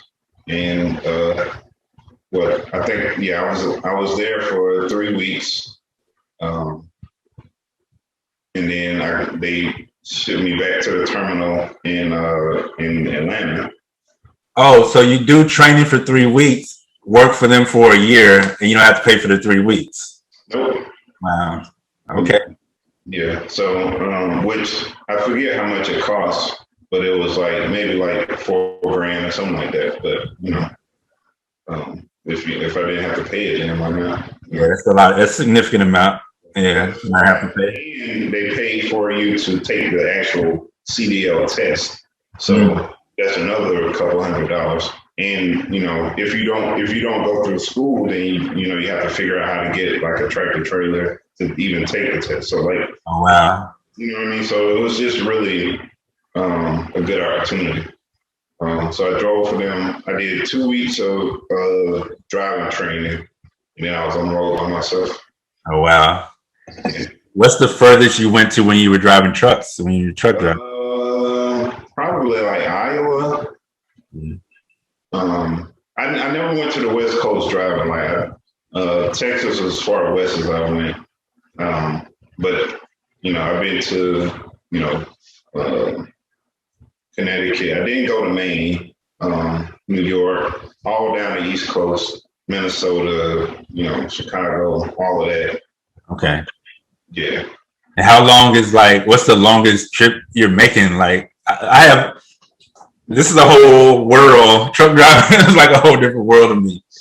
So the longest probably the longest I've ever drove without stopping probably is, I probably shouldn't be saying this because it's technically illegal, but that was years ago, so whatever. Years ago. Statute of limitations. Yeah, exactly. I think it was 900 miles. Yeah. I drove 900 miles without stopping. That's 12 hours. Yeah. Yeah. So my trainer, my over-the-road trainer, he was like what they call like old school truckers, where like my first night meeting him, we left Atlanta at 6 p.m. and we had to be in Houston the next morning. Yeah, that was my introduction to over-the-road driving. So like we drove from Atlanta all the way to Houston overnight. Wow. Yeah, that was so. Yeah, I kind of grew. I kind of. This is your first trip. Yeah, that was my first over-the-road trip. Okay. Which may sound like whatever in the car, but you're in the 18-wheeler, like that is governed to not go over 70 miles an hour. Wow. So we made it some kind of way. I don't know how, but we made it. Now, being a trucker, you had a lot of time like to yourself. Yeah. So, and you're like, what, 22, 23? Yeah, 22 is when I started. So like, how are you changing at the time? Like, what is your mind like on? Because you eventually do something else. So my first year driving, I'm just trying to make it through, like, because like, even though like I had like I ain't harsh, but whatever, like a trainer that was like, it's one thing to be driving with somebody that can keep you up, but then like once you're by yourself, like it's a whole different ball game. So like, not to cut in, but this is probably the highest paid you've been in your life as well. Definitely. So like, definitely like bought a car. Like me and my cousin moved in together because there's like no need for us to like live apart. So like had like this nice apartment or whatever that we never were in because we were both driving. Like it was like when like I think about that like sometimes like wow, like it was very nice apartment, but like it's just like Falling. yeah, it's just like never there. But like so like yeah, definitely the biggest checks I've seen like ever, like definitely up to this point, because it's like I remember the first time like I drove like 3,500 miles that week, right? And like the check was like $1,400 like after taxes. Like I thought like I'm rich, like yeah, like I'm rich, like that was. I mean, because like to put this in context, it's like what 2006, 2007, and yeah. Rent for me around that time when I had an apartment in Georgia, a 3-bedroom was like $600. Yeah, exactly. I think me and my cousin together were paying like $900. So our rent was like $450 a piece. Like, like, so it's just like, going out to eat, like, these extravagant dinners, like places that we had no business. Like, it's just like Single, no kids.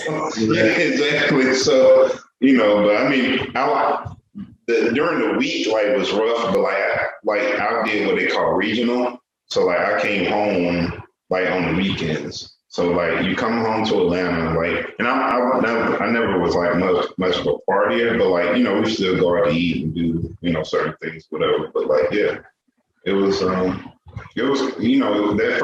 first 2 years was cool, but then like reality kind of set in. Like the third year was just like this ain't, like, driving takes a toll mentally, takes a toll like physically. Because I drove flatbed trucks, which so if you ever seen like an 18-wheeler going down the road, like carrying like a crane or like brakes. Yeah, exactly. Yeah, whatever they could fit on your trailer, they would put on there, and it's just like one of the more dangerous parts of like trucking, because like a lot of times if you have to secure your load, sometimes you have to be on top of the load, stuff like that. And it's just like that. And then like at the time, like I'm thinking about like, do you want to be married, stuff like that. And the reason why I mention that is because like all the guys that were driving that I knew, they were all divorced. Oh, wow. Or getting divorced. The only couple that I knew that didn't get divorced, they drove together on the same truck.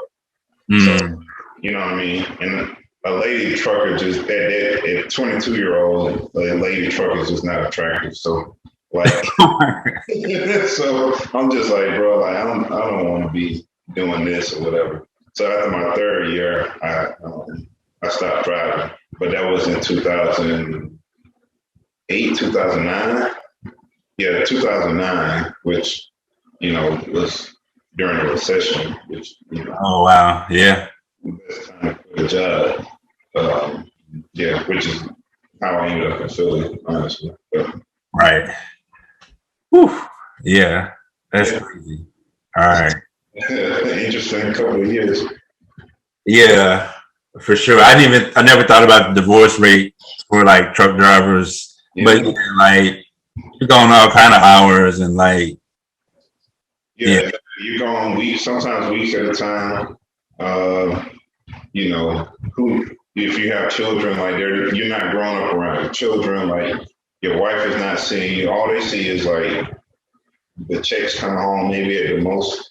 I had an uncle that was a truck driver. He was divorced. Like, like it's just like, It's not to say like all, just like we didn't say like all Army people. It's not like all drivers, because they're driving positions where you can go, leave, and be back the same day. We were talking about. So you have like day work, especially nowadays. Like now, like I have a younger cousin that drives, and he comes home every day. My older cousin, he still drives. He comes home every night. So Depends on the position, but there's still like long haul truckers out here for sure. Yeah, definitely. All right. So a few years ago, and this being like pretty much our last topic, I'll say. So when you moved to Philly 2009, I had put out a mixtape, the Straight No Chaser mixtape 2007. You invested in that. I ended up going on like doing my first poetry tour. I guess at the same time, maybe like right after you were done trucking, and that trucking experience came in handy because you were the one driving and we were like tag teaming on the road. These are like the early performance years of my poetry career as an adult. It's 2009, 2008, 2009, around this time. Now, so you moved to Philly. We started doing chapbook services. We started printing chapbooks for poets in 2009. And that chapbook service pretty much goes for about 10 years, end up publishing for about 400 poets. We also started Poetry 24/7, promoting spoken word events along the East Coast. And this is kind of all like, and then during that time is when you take on a supervisor position at the community center at some point there. But we have to talk about the poetry time though, just a little bit. So talk about like you were a person, not a poet, booking poetry shows. Yeah. So I quit my job, which was the worst time to quit a job. I could have went back to driving, but I was like, no, I'm really not. I don't want to do that. But I also did not want to go back home or whatever. So it was like, we were talking at the time, and I was kind of doing some stuff for, I think at that point, I think I wrote like a couple of articles, was doing the Seed like online or something like that. Online newsletter, Seed, yep. Yeah. And the exchange, the Seed became the exchange, I think. Yeah, that's what it was. And I really didn't want to go back.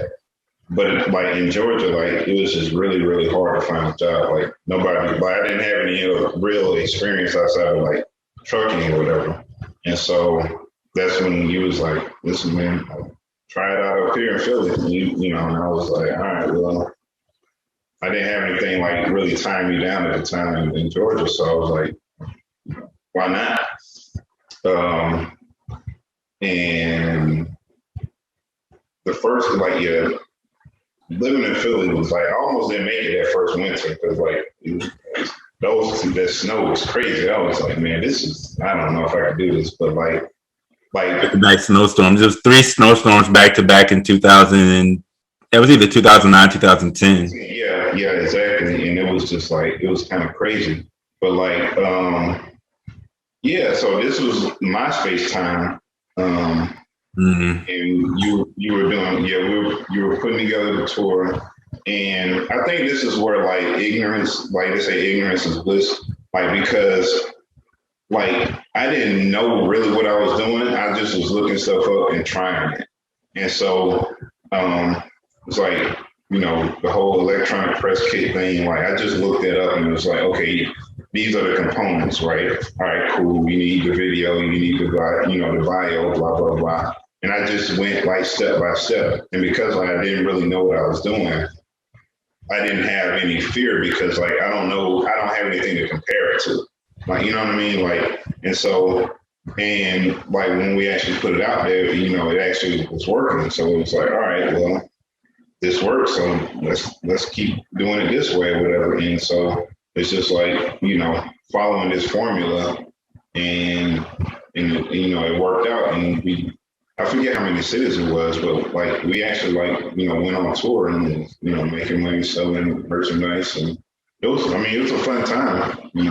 Yeah, some of those places doing multiple shows. I mean, we're in Columbia, South Carolina, and Augusta, Georgia, and Jackson, Mississippi. Car got broken into. Yeah, man. It was crazy. It was definitely crazy times. But I mean, a lot of those places, like I had been to like driving, but I never got to experience those places. Like, you know what I mean? Like I always tell you, like, I love Houston, but like I drove through Houston so many times, but like only stopped to get like fuel or maybe stop to eat, maybe, but not actually experience like the city. So like that was another thing that was just like great. What you learn about from the poetry scene has been around, in the poetry scene, poetry business, poets as clients, poets as people. Like, were there any things you learned about business or learned about, Yeah, with poetry, it was just like really odd to me because like, I feel like y'all were doing so much for like not getting paid. That just didn't make sense to me like at all. And I was just like, so you mean to tell me I go, I perform, like you do all this stuff. And I'm not saying like you should get, paid, like $100,000 a show, but like a lot of people weren't getting paid like at all, or technically paying to perform. And I'm just like, that just really doesn't make sense to me. And so like working with you to try to change some of that just really, I feel good about that part about it. But then like on the flip side of it is like, I definitely started learning like marketing, like even like website editing, video editing. Like I learned some of that stuff like just from working and being and doing like Poetry 24/7 or Two Pens and Lint. Like it was definitely like a learning curve, but it's like I have like all these skills now, or even like certain like accounting things, like, you know what I mean? Like just, you know, keeping up with your numbers and stuff like that. Like I learned so much from it. Yeah. That was a just interesting time of life. That was like 25 to, I don't know, mid 20s, late 20s. And it was interesting. Like we always said, you're going to have a documentary one day called The Other Side of the Game. And that's it. Because it was what one thing I always thought about in relation to you in poetry. Everybody's a poet in this business. Everybody's a poet, right? Right. In the NBA, not everybody's a player, right? You have like coaches that were players, but you have trainers, right? You have people doing commentary. You know what I mean? You have people in the concession stand, right? Like there are all these other like positions that don't start with, oh, I want to be on stage or I want to share my particular voice.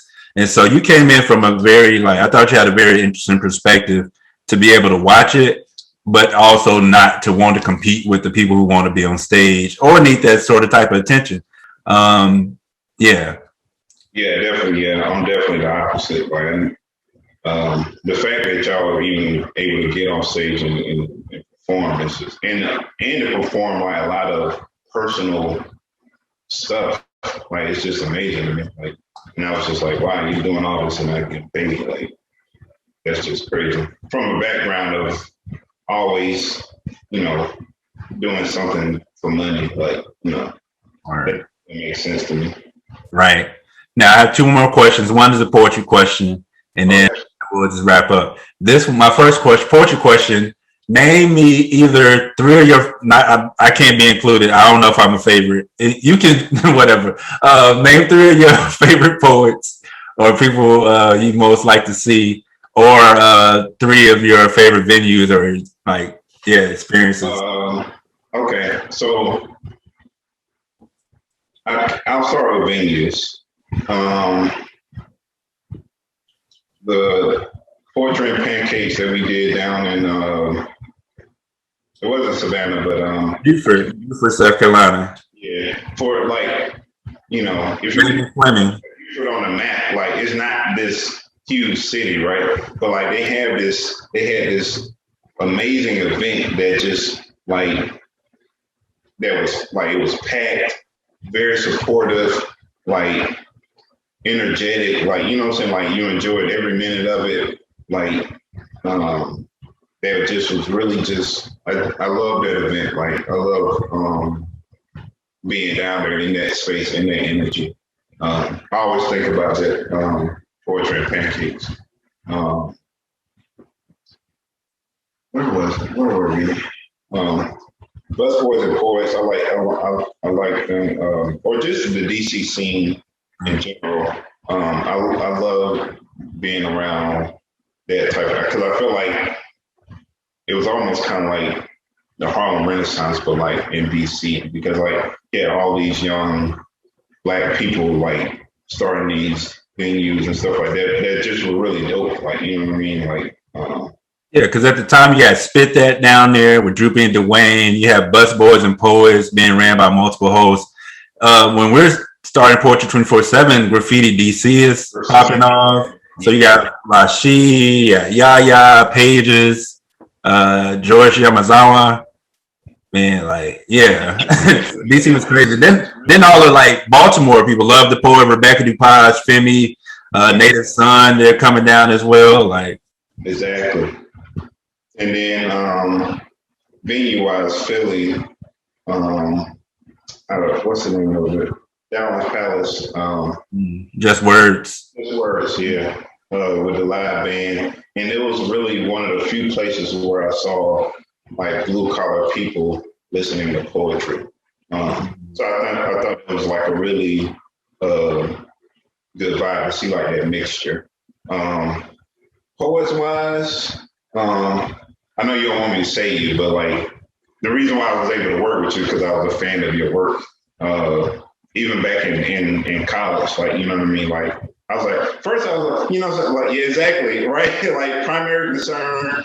You know what I mean? Exactly. And it's like somebody that's actually like pressing up CD, because you gotta think, like, I'm thinking about like the South in general, like Master P and all these guys, like they're selling stuff from out of Trump, so like it kind of fell in line with what I already knew.